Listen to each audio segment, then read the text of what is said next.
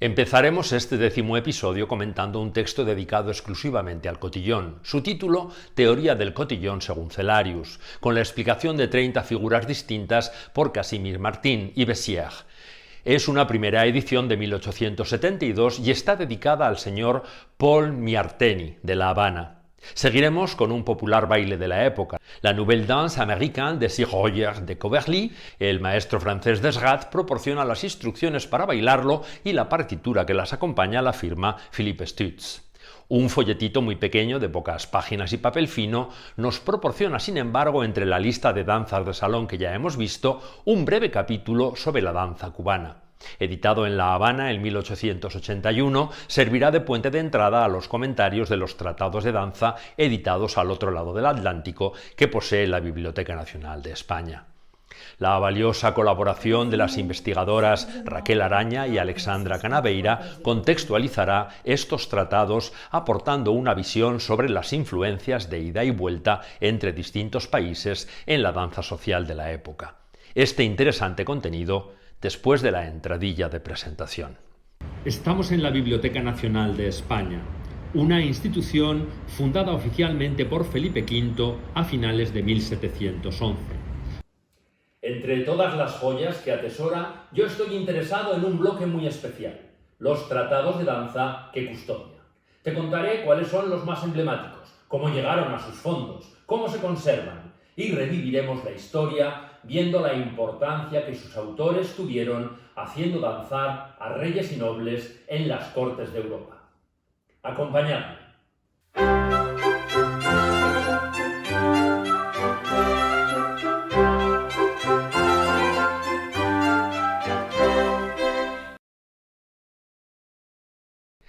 La teoría del cotillón, según Cellarius, es un oportuno texto que explica en castellano lo más básico del cotillón. Según su propio autor, que aunque se llama Casimiro, aparece en la dedicatoria con un afrancesado Casimir, era bien conocido el lugar importante que ocupaba el cotillón en las soirées dansantes y la gran animación que les daba. Como una fiesta se consideraba incompleta cuando no terminaba con este variado baile, a Casimir le pareció oportuno y útil publicar la teoría del cotillón con el objeto de poner al alcance de todos el medio de ejecutarlo con perfección. Considera esta obrita de suma utilidad para los jóvenes que se dedican a dirigir el cotillón y también para las personas de ambos sexos que lo quieran bailar sin entorpecer su ejecución, porque conocerán de antemano las figuras de que se componen y cómo ejecutarlas. Explica cómo formar un cotillón. Todas las parejas que han de tomar parte en él se sentarán en semicírculo o en un círculo completo, según el número de parejas que lo han de bailar, teniendo la precaución de dejar en el centro el mayor espacio posible, advirtiendo que cada caballero colocará a su derecha a la señora con quien ha de bailar. Como ya hemos visto, el caballero que se levante el primero para empezar el baile se llama caballero conductor, y el sitio que ocupa, con su señora, representa la cabeza del cotillón. Es preciso no olvidar que la mayor o menor animación y todo el conjunto del cotillón depende de este caballero conductor. Es él quien da a la orquesta la orden de empezar y no debe perder de vista nunca a las demás parejas. También debe advertir dando palmadas a las que se hallen retrasadas o a las que, prolongando demasiado su vals, ocuparían demasiado tiempo el espacio común. Cuando empieza el cotillón, la pareja conductora se levanta y bailando da la vuelta del salón. Las demás parejas la siguen bailando también y todas vuelven sucesivamente a su sitio. La pareja conductora, o sea la primera pareja, se vuelve a levantar y ejecuta una de las figuras que se hallan en la colección que sugiere Cellarius, y concluida la figura, cada una de las demás parejas la ejecutará a su vez. Desde que empieza el cotillón, la orquesta ha de tocar sin cesar hasta que el caballero conductor avise de que el cotillón se ha concluido. Si el cotillón se ha de terminar con un vals general o un galop, el caballero conductor hará al director de la orquesta la señal que de antemano habrá convenido con él. Además de esta introducción básica a la estructura del cotillón, el resto del texto es la explicación de 30 de sus figuras. Algunas ya las hemos visto en otros autores con el mismo o distinto nombre. Termina explicando cómo concluir el cotillón, ya que en ciertas reuniones de etiqueta, después del galop o del vals general, se estilaba que cada pareja pasase por delante de la dueña de la casa y se inclinase haciéndole una cortesía, como ya vimos en la otra obra de Cellarius que comenté en un vídeo anterior. Advierte que además de las figuras del cotillón que ha indicado, se puede aumentar su número, puesto que la combinación de los corros, de los encadenamientos y de las evoluciones se presta a variaciones sin fin. El autor reconoce que en su librito ha dado solamente las reglas del cotillón y las figuras fundamentales para que puedan servir de modelo a los jóvenes aficionados a conducir el cotillón, dejando a su imaginación y buen gusto el inventar las que le parezcan convenientes y adecuadas a la mayor o menor intimidad que reina en la reunión en la que han de ejecutarse, como también a la dimensión del local. Recomienda empezar el cotillón por las figuras más sencillas, para seguir poco a poco por las que tienen más complicación y movimiento, con el fin de que la animación vaya siempre increciendo. También advierte que no hay necesidad de ejecutar en una misma soirée todas las figuras contenidas en su obrita. Estas obras eran tan populares que Casimiro Martín ofrecía enviar su tratado del cotillón a provincias previo pago del libro y los gastos de envío. También ofertaba las partituras de esas populares danzas para piano a 2 y a 4 manos. La danza de sociedad seguía siendo muy rentable. Continuamos con nuestro viaje cronológico. La Nouvelle Danse Américaine de Sir Roger de Coverley está basada en una contradanza de John Playford, mencionada por primera vez en su manual The Dancing Master, en 1695. Esta contradanza se menciona en Cuento de Navidad de Dickens. Sir Roger de Coverley se baila durante el baile que ofrecen en su casa el señor y la señora Fezziwig. Es una contradanza para 4 parejas en cuadro y la versión que aparece en este librillo de 4 páginas es una partitura impresa en 1875 con unas breves indicaciones en francés y en inglés sobre cómo bailar esa melodía. El librito se cierra con una página que es un extracto del catálogo del editor de música de danza para piano con publicidad de otras publicaciones, como El método de danza del profesor Desgat, un volumen ilustrado sobre el cotillón con texto, música y dibujos, o un álbum recopilación de obras del teatro francés. La Biblioteca Nacional de España tiene un tratado de Desgat que comentaré en el 11º episodio de este capítulo 7 sobre los tratados de danza europeos que custodia. De estas 4 páginas no puedo decir mucho más, excepto que una danza con el título Sir Roger de Coverley ya la vimos en el 3er episodio sobre los tratados europeos en un delicioso tratado de bolsillo de Thomas Wilson titulado A Companion to the Ballroom. Dejo el enlace en la caja de descripción por si quieres más información. También encontré 2 preciosas ilustraciones de esta danza, ambas dentro de la revista The Illustrated London News, una publicada en la edición de 1845 y la otra en la de 1857. En ambos casos se demuestra que era una danza muy bien acogida entre la aristocracia y la alta sociedad. Añadir el nombre de Nueva Danza Americana de Sir Roger de Coverley implica que la versión de Wilson ha sido modificada. ¿Dónde está esa novedad?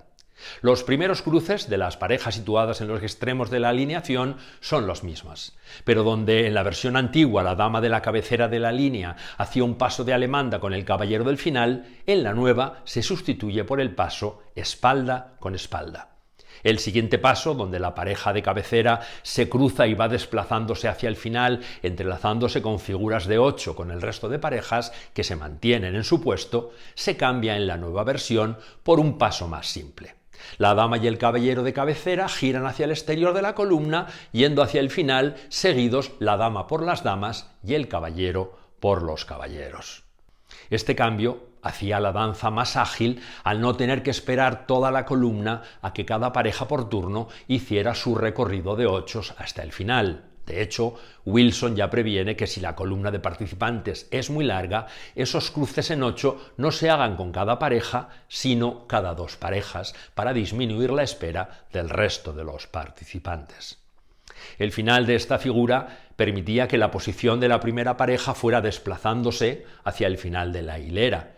Este final era más atractivo en la versión de Wilson, ya que al llegar la primera pareja al final formaban un arco con sus brazos bajo el que pasaba el resto de parejas recuperando sus puestos, excepto esa primera que ya se quedaba al final de la columna. La nueva versión americana simplificaba ese pasar bajo el arco por otro promenade de la fila de damas y la de caballeros para volver a su posición inicial.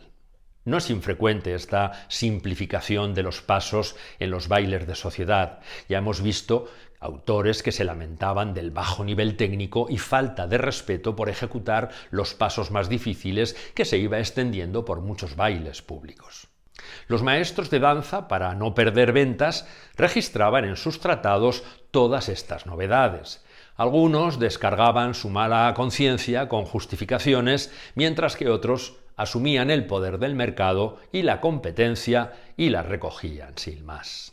De los 3 tratados que quedan por comentar, 2 de ellos requieren un documental completo cada uno. Así que me salto en un año el orden cronológico para completar este documental con un breve manual y no hacer los siguientes excesivamente largos.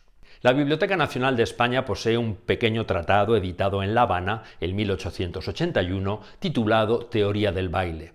Tal vez el periodo de paz entre guerras que marcaron el final del siglo XIX en Cuba, entre la Guerra Chiquita y la Guerra de la Independencia, propició la publicación de este tratado que permitía a la buena sociedad volver a sus tradicionales entretenimientos. Sus 28 páginas se limitan a describir los pasos de los siguientes bailes: la polka, el xotis, la redowa, la polka mazurka, la cuadrilla mazurka, la varsoviana, la cuadrilla o rigodón, con las 5 figuras tradicionales que conocemos, pantalón, estío, aquí en vez de gallina se usa el término cubano polla, la pastorcilla y el final, llamado también galop. Continúa explicando los lanceros, el vals suizo de 3 tiempos, que se señala como el verdadero vals, el vals de 2 tiempos, el cotillón y la danza cubana. Aunque son bailes que ya hemos visto en otras ocasiones, los comentarios de este pequeño tratado merecen atención. Cuando el autor, anónimo por cierto, subraya que el vals de 3 tiempos es el auténtico, señala la importancia de ejecutarlo con precisión y con gracia, en una armonía perfecta entre los movimientos del caballero y de su dama, con un juego fácil y suave de los tobillos. Me encanta su aseveración final. Fuera de esto, hay gentes que dan vueltas, pero no valsan. La característica principal del vals es trazar un gran círculo descrito por medio de los pequeños círculos que hace cada pareja en la sala de baile. Pequeños círculos que podían girar en una dirección arbitraria mientras se mantuviese la figura del círculo grande. En el tratado se define el cotillón como: el cotillón es el fuego artificial de una soirée danzante, pues es en efecto su resumen y brillante final.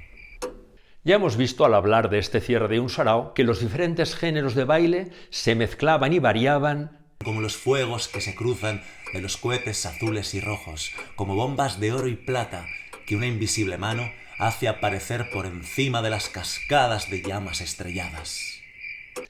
No se puede describir mejor el lujo y el contexto de estos salones de baile, donde la sociedad se reunía para ver y ser visto, donde la riqueza de vestidos y joyas deslumbraba con cada giro de vals o cada cruce de contradanza. Ya sabemos que el cotillón necesitaba ser dirigido por alguien con experiencia. Nuestro autor describe así a este importante personaje para el cierre de una noche fabulosa. Este fuego artificial coreográfico necesita un gran director. Ha de ser la pierna más práctica, la más ingeniosa, la más intrépida. En una palabra, la pierna exquisita del baile. Este caballero toma a una dama digna de compartir con él el cetro de comus moderno que se le ha confiado por un momento. Debo hacer aquí un inciso para alabar la cultura clásica de estos maestros de danza.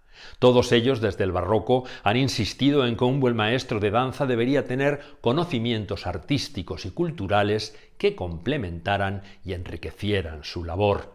haciendo mucho más interesantes sus coreografías y propuestas para ballets. Nuestro anónimo autor cita muy apropiadamente al dios griego Comus, también llamado Como o Comos, relacionándolo con un director de cotillón. Comus era el equivalente griego al Baco romano, la personificación de la fiesta, el jolgorio, el flirteo y el desenfreno nocturno. Se le representa como un joven con alas o como un sátiro joven, encarnando el caos y la anarquía que se asocia a las celebraciones desenfrenadas.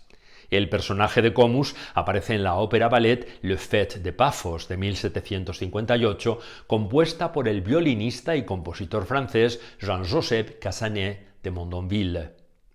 El llamar al director del cotillón un Comus moderno adquiere todo el sentido.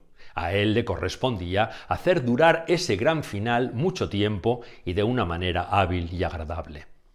Otro elemento de interés en este breve librito es el comentario sobre la danza cubana. El autor dice que la danza cubana es un baile sui generis que solamente a los cubanos es dable ejecutar con propiedad. Careciendo de reglas, no es fácil describirlo, pero, no obstante, diremos que se compone de 3 partes o figuras: el paseo, la cadena y el sostenido. La breve descripción que sigue nos da una idea de la influencia de algunas figuras de la contradanza europea. Durante el paseo, el caballero toma a su dama por el talle con la mano derecha. Este gesto contrasta con las indicaciones del resto de maestros que advertían del decoro exigido al acercarse a la dama, a la que debía tomarse siempre por encima de la cintura. Sujetarle más abajo daría una impresión de sensualidad a un espectador europeo, como parece intuirse por el comentario final que hace el autor al valorar el baile cubano. Pero sigamos con la descripción de la primera figura. El caballero toma a su dama por el talle con la mano derecha, y la dama apoya, ligeramente, el brazo izquierdo sobre el del caballero, avanzando ambos de frente. Al repetir la orquesta esa parte del paseo, la pareja que avanza se detiene delante de la otra, y el caballero toma de la mano a la otra dama, y el otro caballero a la de aquel, y deslizándose uno por medio de los otros, forman lo que se llama la cadena. Concluida esta, vuelve cada caballero a tomar a su dama colocándose como si fueran a bailar un vals muy lento, y girando en un círculo muy reducido, dan varias vueltas y concluyen para empezar de nuevo con las mismas figuras. El anónimo autor concluye que no hay baile más sencillo que el que hemos procurado describir, ni que pinte mejor el carácter del hijo de los trópicos, indolente, voluptuoso, apasionado.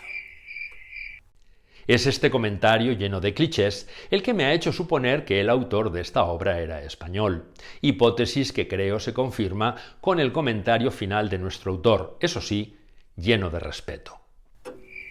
Para juzgar la danza cubana es preciso verla bailar por señoritas del país. Lo que generalmente se ve en los teatros fuera de Cuba y que llaman habanera es la caricatura de aquella, y como tal, ridícula e inaceptable en la buena sociedad.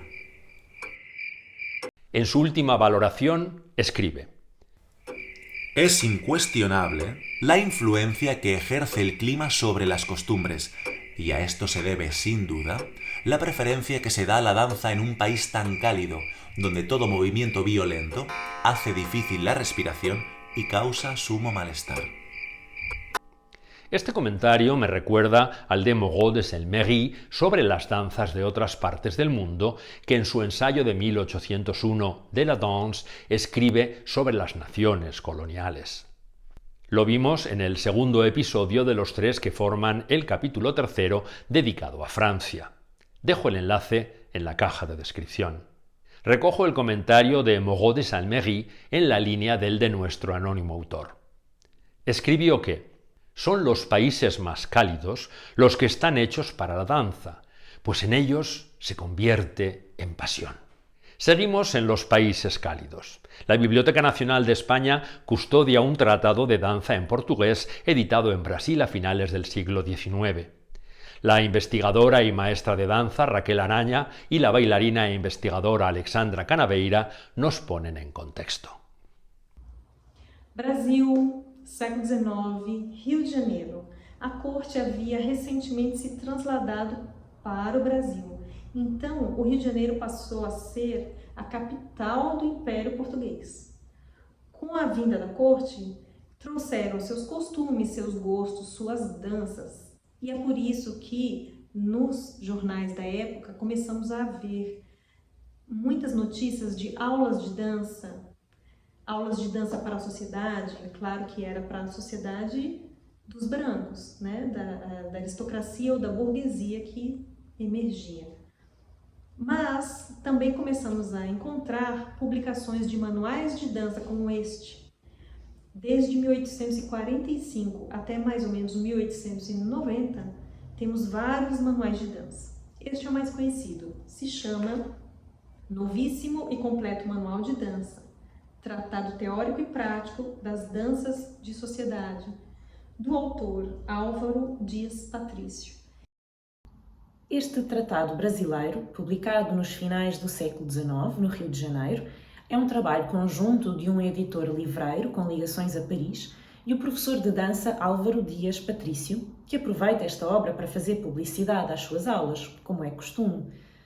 En este manual, editado tal vez en 1890, no solo se publicita el maestro de danza, el editor también aprovecha la siguiente página para anunciar otras 4 obras de su catálogo, de temática tan opuesta a la danza elegante que por lo anecdótico merece la pena detenerse en sus títulos.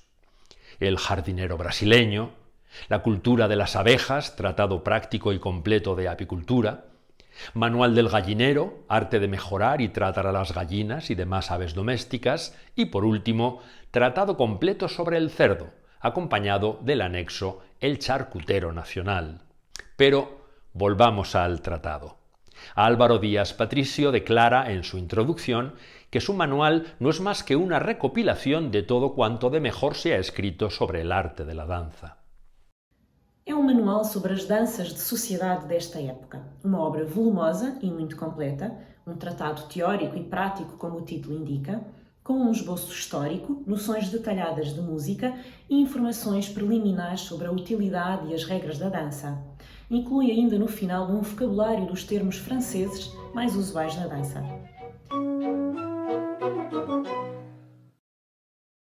Me gustaría subrayar la importancia que le da Díaz Patricio al conocimiento práctico de la música. Hemos visto ya a muchos autores recomendando a los bailarines ejecutar los pasos siguiendo el ritmo y la melodía de cada danza y baile, pero Díaz Patricio ofrece varias páginas donde explica lo que es la música, la melodía y la armonía, el pentagrama y sus claves, las notas musicales y su valor rítmico. Señala los accidentes de las notas que alteran su sonido, la forma de marcar el compás de los italianos y los franceses, y repasa los intervalos, así como los adornos y los signos que los representan, como apoyaturas, grupetos y tresillos. Termina con los movimientos, desde el más lento, el grave, al más rápido, el prestísimo. Como es habitual, dedica capítulos a la utilidad de la danza, a la importancia de saber andar correctamente y a las cortesías necesarias para presentarse ante sus iguales sociales, tanto en un paseo como en un baile. En los preliminares para asistir a un baile vuelve a aparecer el carné de baile, ese librito donde las damas anotaban los compromisos adquiridos escribiendo el nombre del baile solicitado y la persona con la que se había comprometido ese baile. Para quien tenga más interés, puede ver el documental monográfico sobre los carnés de baile en el Museo Nacional del Romanticismo en la lista de reproducción Apuntes de Danza Cortesana de mi canal de YouTube. Dejo el enlace en la caja de descripción. Nuestro autor describe lo básico de la técnica de danza, como las 5 posiciones y las figuras de la contradanza y la cuadrilla, para pasar a continuación al repertorio de bailes y danzas más populares. Quanto às danças que ensina, com descrições cuidadas das principais características e figuras de dança, a sua seleção é representativa da evolução das danças de sociedade ao longo do século XIX. Começa com contradanças inglesas e quadrilhas francesas, que nunca desaparecem do contexto das danças sociais e se vão modernizando, e introduz depois outras formas de dança em voga de outras geografias anteriormente consideradas periféricas, quer europeias, como a valsa alemã, a polca da Boémia, a mazurca da Polónia ou a Scottish e a varsoviana, como são referidas na obra, quer não europeias, a quadrilha americana, o Boston ou uma polca habanera. E por fim, dedica-se ao cotillon, com 57 figuras para os pares dançarem, que era a dança final de um baile e se valsava ou se polcava. Polcas, mazurcas, valsas, siciliana, redoa e quadrilhas. Então imaginem que esse conjunto de danças sendo praticadas no Rio de Janeiro começaram a influenciar o nascimento de um gênero musical genuinamente brasileiro, que se chama choro. O choro é o encontro, é a mistura, é a releitura dessas danças europeias com as culturas africanas que chegaram no Brasil através dos escravizados. Então imaginem que os músicos que tocavam nesses salões, nos salões da aristocracia e da burguesia, eram músicos que também frequentavam os ambientes populares. Muitos deles eram também afrodescendentes, como por exemplo Chiquinha Gonzaga, pianista, como por exemplo Joaquim Calado, um grande flautista, ou o maestro Anacleto de Medeiros, um saxofonista e maestro da Corporação de Bombeiros do Rio de Janeiro, ou mesmo também o Henrique Alves de Mesquita, que também era afrodescendente e tocava trompete e era também maestro. Então imagine que esses músicos circulavam e tinham duas culturas neles. Eles começaram então a fazer releituras dessas danças europeias. E é por isso que o choro tem muitas valsas, xotes, mazurcas, entre outras danças, polcas, principalmente polcas, entre outras danças europeias do século XIX. Bom, como que isso se deu? Através desses músicos que frequentavam, então, por um lado, os salões da aristocracia e, por outro, os salões populares, que eram frequentados por outro tipo de população, que era a população pobre, que eram também músicos populares, que vinham de uma outra cultura. Nesse lugar, que eram os terreiros, os salões populares, os clubes que começavam a se organizar, ali, frequentados por ex-escravizados ou escravizados fugidos, ou pardos, já miscigenados, ou mesmo brancos pobres, portuários, que trabalhavam em pequenos comércios, vendedores ambulantes. Então, essa população pobre que frequentava os salões dessas casas ou dos terreiros também tinha uma bagagem em outras danças, como, por exemplo, o lundu, o cateretê, o batuque, que também era uma outra cultura afro muito importante. En Brasil, los terreiros son templos de religiones afrobrasileñas, sobre todo el candomblé y la umbanda. Sirven como centros para la práctica espiritual y cultural. En sus rituales se incluyen a menudo música, danza y tambores.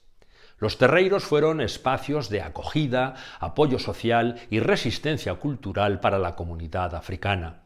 El miedo a la represión en la época colonial obligó a los practicantes de estos cultos a asociar sus espíritus, llamados orishas, con santos católicos. Es lo que se llama sincretismo y les permitió mantener sus creencias sin represalias, ya que estaban prohibidos por la Iglesia Católica y criminalizados por algunos gobiernos.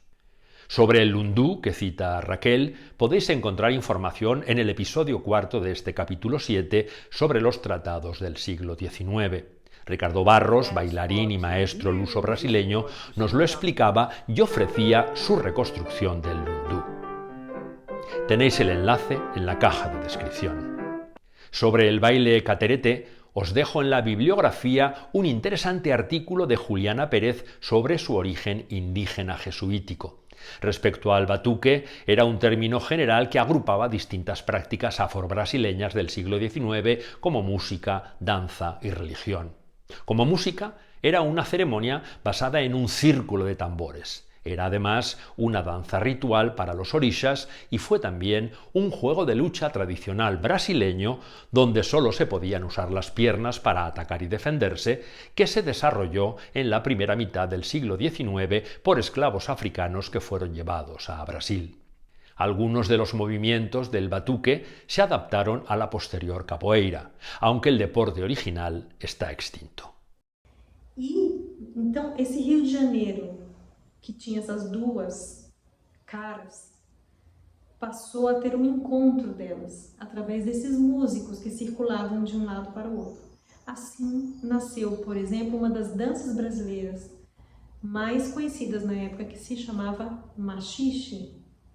E o machixe, por ser um encontro da polca com o lundu, foi considerado uma dança muito sensual. E por isso foi proibida. Ela foi excomungada, inclusive, pela igreja, de forma que era proibido pela igreja se praticar o machixe no Rio de Janeiro do século XIX. El machixe, que en España se llamó machicha o tango brasileño y en Francia machiche, es uno de los claros ejemplos de mestizaje cultural. Música y danza recibieron influencias de los esclavos negros que procedían de Machixe, el Mozambique, así como del tango que estaba surgiendo en aquel momento en Argentina y Uruguay. La influencia europea provenía de la polka, de la que se adaptaban algunos pasos al estilo brasileño. Esta amalgama produjo un baile popular típicamente brasileño, bailado al principio por esclavos y prostitutas, que alcanzó una enorme popularidad a principios del siglo XX, siendo una de las danzas escandalosas de los locos años 20. En Brasil, su entrada en los salones elegantes de las principales ciudades estaba prohibida, y tuvo que esperar hasta 1914, cuando la primera dama, esposa del entonces presidente Hermes da Fonseca, eligió un machixe para ser interpretado en los jardines del Palacio do Catete. Vemos dos pequeños fragmentos. El primero de un posible machixe bailado en 1915.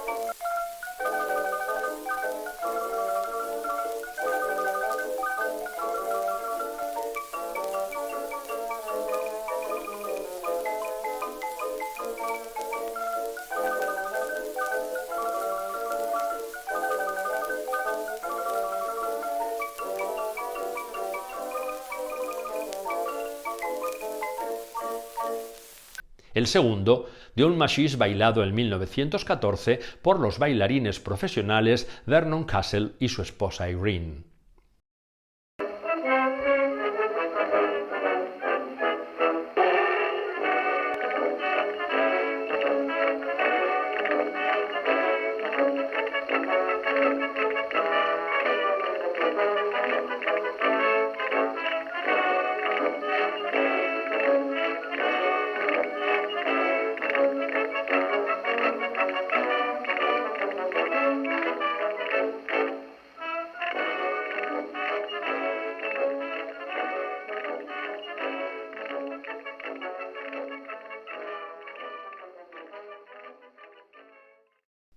El machixe se extendió rápidamente, recibiendo también influencias del lundú, batuque y habanera. Del lundú escribió lo siguiente Antonio Cairon en su tratado de 1820, aunque él lo castellaniza como landún.